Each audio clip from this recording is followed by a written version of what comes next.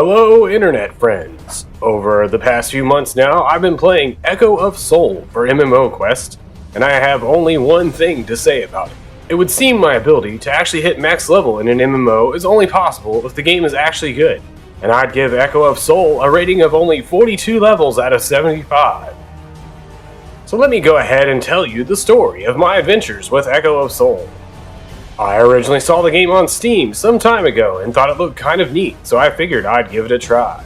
I took a look at the classes and decided to eventually settle on the Bard class. I then began my journey through the game via my stream, as I always do when I start off a game for MMO Quest. The game started off pretty much the same as many other MMORPGs I played, especially the part where there is literally no one around in the starting area, which is a very common thing in a lot of MMORPGs nowadays, so I didn't really think much of it. However, around 13 levels into the experience, I had someone join my stream who then let me know that the reason I didn't see anyone else was because the Steam version is actually the old version of the game from 2015 and apparently isn't really supported anymore. This is probably one of the weirdest things that's happened to me in MMO Quest. So for anyone looking to play this game, you should know that the Steam version hasn't been updated in several years, and you need to go to the Echo of Soul Phoenix website and play that version. So after re-downloading the game and signing up for it again, I went back and redid everything. And then, very slowly, over the course of a couple of months, I played the game on and off.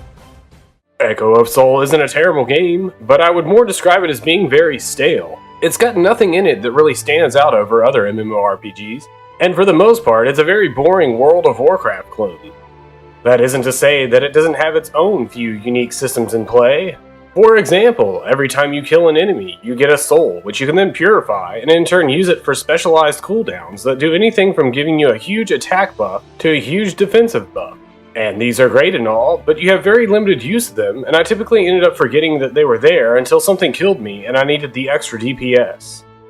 The game also offers a solo dungeoning system for anyone that wants to run dungeons but really hates playing with other people. These dungeons were often way too difficult for me to solo as a bard, so I tried queuing up for a few of the group ones, only to find out that literally no one queues for groups in this game because the experience points and gear they offer are terrible compared to doing PvP. Which I guess leads me to the main thing I did to level. The player versus player battles in the game offer a considerable amount of bonuses if you win, and still a fairly decent amount of experience points if you lose. So one day after trying to do quests for 6 or 7 hours, I finally decided to look up some information on the fastest way to level in the game, and I came across a pretty strong amount of evidence that PvP was the way to go.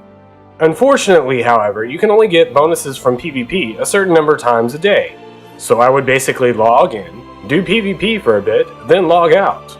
Unfortunately, the PvP in this game is absolute garbage compared to many other games I've played.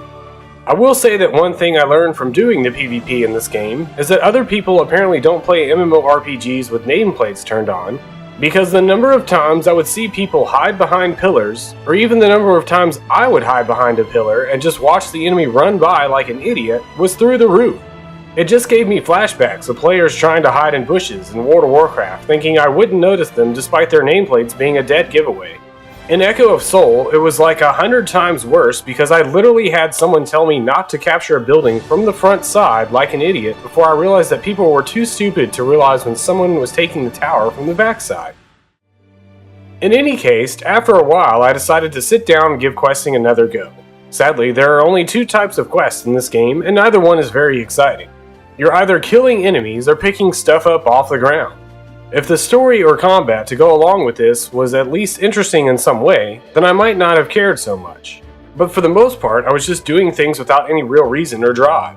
Everything about this game just felt really stale to me overall, instead of me feeling like I was going on an adventure out somewhere. I really don't typically mind mindless questing in a game if at least some aspect of it is engaging, or at least there's some amount of variety to it all, but nothing about this really pulled me in, so I gave up on this quest around level 42.